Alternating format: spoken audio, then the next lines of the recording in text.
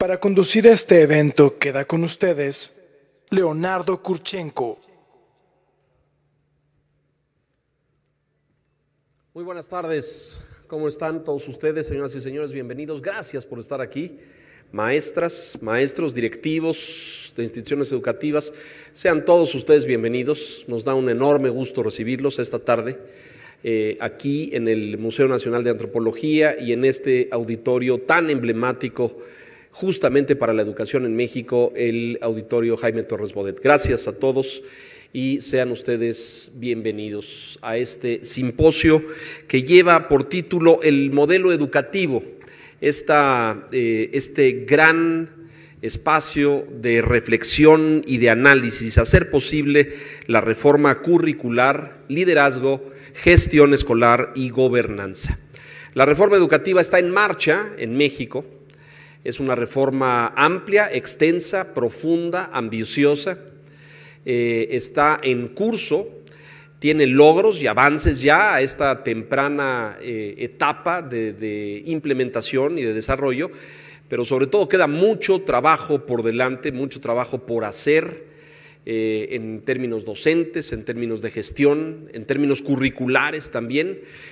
A lo largo de esta tarde y de todo el día de mañana estaremos trabajando en este simposio justamente en reflexionar y analizar dónde está la reforma, dónde están los avances, cómo logramos su mayor y mejor implementación al más corto plazo posible. Ese es el objetivo del simposio y a nombre de la Fundación Santillana les doy a todos ustedes la más cordial bienvenida. Fundación Santillana es una organización con presencia en todo Iberoamérica que desde su fundación en 1979 se ha concentrado esencialmente en coadyuvar, en impulsar, en extender la educación en todos los países de habla hispana. Fundación Santillana ha convocado a este simposio y tendremos a lo largo de estas casi 36 horas a muchos expertos, analistas, académicos, funcionarios, servidores públicos, expertos en educación que compartirán con nosotros su visión, su perspectiva y su experiencia de cómo lograr que este trabajo pueda realizarse de la mejor forma posible en el menor plazo alcanzable. Para arrancar este simposio, le voy a dar la bienvenida al señor subsecretario de Educación Pública en materia de planeación, evaluación y coordinación, a Otto Granados Roldán, un hombre con una amplia trayectoria en el sector público. Ha sido gobernador, ha sido director, ha sido embajador, ha sido un hombre que ha impulsado iniciativas sociales y educativas desde muy distintos ámbitos. El día de hoy está con nosotros en representación del secretario de Educación Pública, Aurelio Nuño, y les pido para recibirlo un fuerte aplauso de parte de todos ustedes, por favor.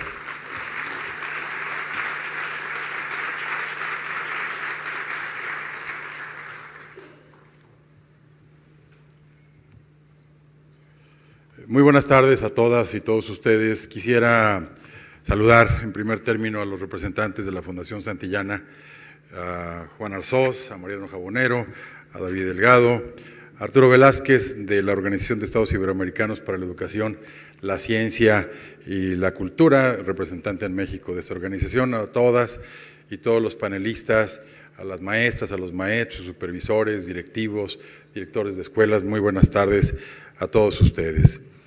Antes de empezar, quisiera compartirles que una antigua maestra mía del tercer año de secundaria solía siempre recomendarme que siguiera yo cuando hablara en público 3 consejos. El primero me dijo: párate bien para que te vean. El segundo, habla claro para que te entiendan. Y el tercero, cállate pronto para que te aplaudan.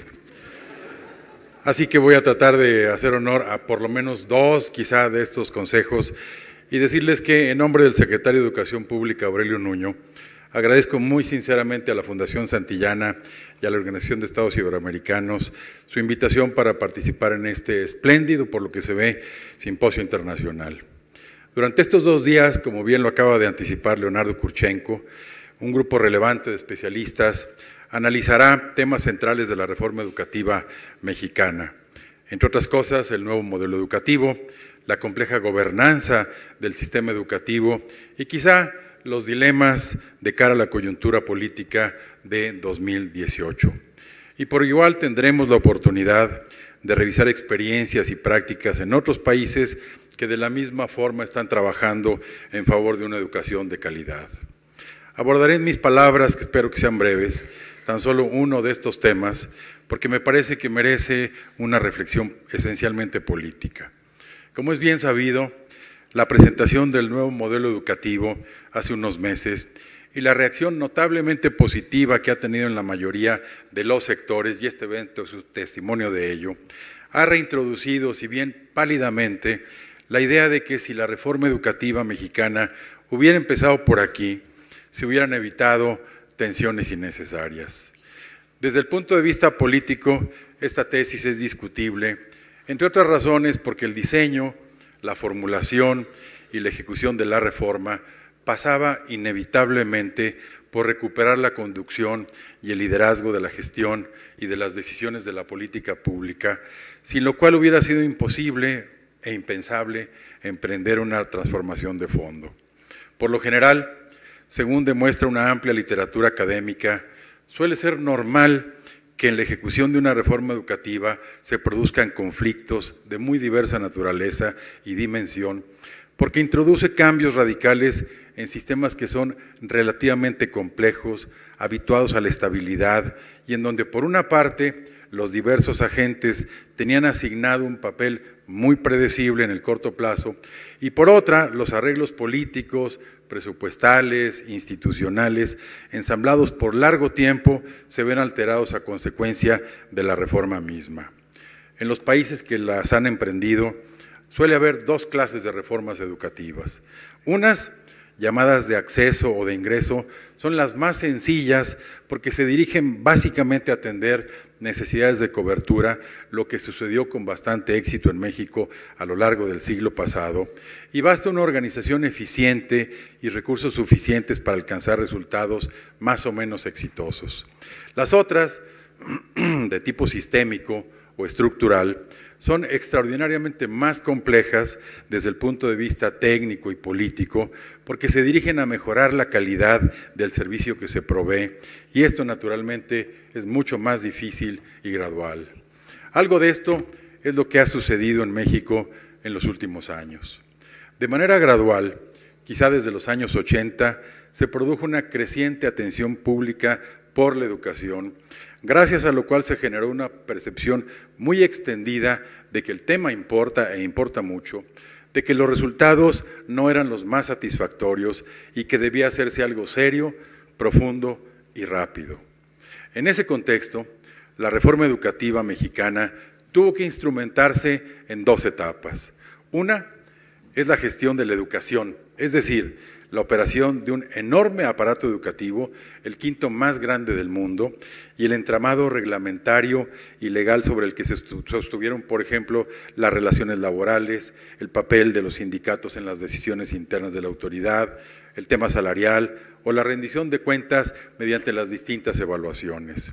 Y la segunda, representada justamente por el nuevo modelo educativo, fue enfocarse o empezar a enfocarse en la calidad educativa, lo que entre otras cosas supuso plantear innovaciones en el modelo curricular, la introducción obligatoria, por ejemplo, del inglés o de las habilidades socioemocionales, un campo, por cierto, inédito en los planes y programas de estudio nacionales, es decir, todos ellos asuntos vinculados a la calidad educativa. Aunque la evidencia sugiere que así es como operan las reformas exitosas, la discusión de los últimos años, que alteró de alguna manera el pensamiento convencional, recogió quizás solo una de estas variables, las evaluaciones, y omitió la apreciación integral de una estructura de gestión que tal como estaba, habría impedido las decisiones clave y la ejecución de las políticas, de lo cual depende una reforma eficaz. En consecuencia, la pregunta relevante era ¿por dónde empezar? Lo primero fue la modernización del marco constitucional, legal y reglamentario. Como es bien sabido, el tejido normativo del sector educativo se expresaba en docenas de instrumentos en los cuales se fundó esta peculiar administración o gobernanza del sector educativo, que en la práctica de alguna manera nulificó cualquier iniciativa innovadora o la creación de un sistema de incentivos que alentara el mérito, la transparencia, la calidad o la rendición de cuentas. La segunda parte tuvo que ver precisamente con la revisión de la gestión. Los procesos de descentralización en diversas áreas de la política pública han sido constantes y profundos, al menos desde los años 80. Sin embargo, por muy distintas razones, un esquema insuficiente de descentralización, aparejado con la heterogeneidad mexicana, inhibió la creación de incentivos para un mayor involucramiento, por ejemplo, de los estados en la gestión educativa. La eliminación de los esquemas salariales, la creación de un nuevo fondo de aportaciones para la nómina educativa y el gasto educativo llamado FONE, o la depuración de la propia nómina, corrigieron de alguna manera una tendencia que había producido una anarquía salarial y quizás puesto en crisis a algunas finanzas de algunos estados. De allí que el nuevo modelo educativo introdujera, como lo tocará el programa de este simposio, un capítulo novedoso relacionado con la gobernanza del sistema educativo. Visto en retrospectiva, el Acuerdo Nacional de 1992 quizá no anticipó suficientemente el papel que correspondía a las autoridades estatales en la articulación y en la mejora de los sistemas educativos, de manera que la descentralización, con todo el potencial que tenía y tiene, no logró evitar la reproducción de algunos problemas educativos nacionales a escala estatal. Una tercera consideración, en la lógica de emprender los cambios hacia la mejora de la calidad y los resultados, tiene que ver con el hecho de que ahora ha sido posible una amplísima participación social en la discusión de los temas sustantivos de la educación, de la que el nuevo modelo es su expresión más integral, cosa que tal vez habría sido imposible bajo un sistema cerrado en el que los principales actores y las principales decisiones eran tomadas dentro de unos cauces de una negociación diferente. No es una casualidad que hoy el tema educativo forme parte principalísima de la agenda nacional y que esta reforma goce de los niveles más altos de aprobación entre las distintas reformas estructurales diseñadas y ejecutadas por esta administración. La razón es muy sencilla. En la medida en que México ha alcanzado progresos muy considerables en la cobertura, la batalla consiste ahora en lograr los mejores resultados en el terreno de la calidad.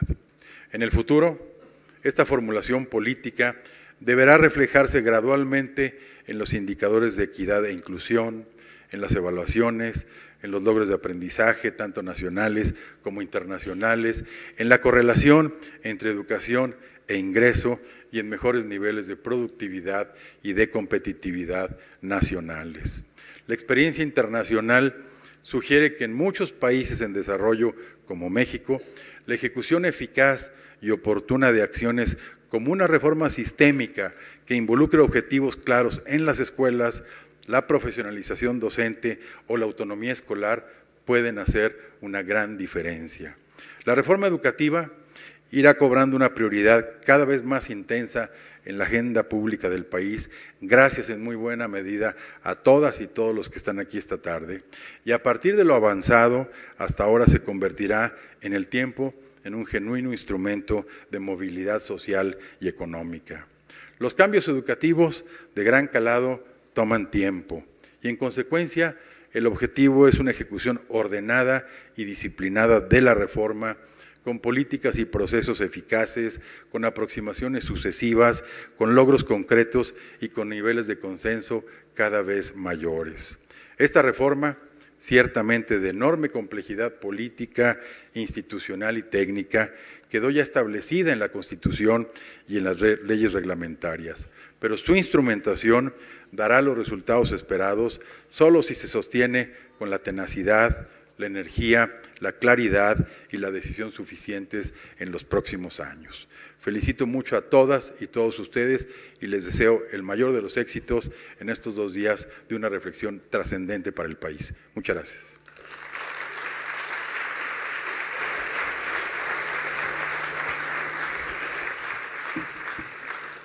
Muchas gracias al señor subsecretario Otto Granados por su mensaje de apertura. Nos brinda una visión del reto, del complejo desafío que representa la reforma, pero de los indudables beneficios que traerán para nuestro país, para la economía, para la preparación y la formación de futuras generaciones. Muchas gracias.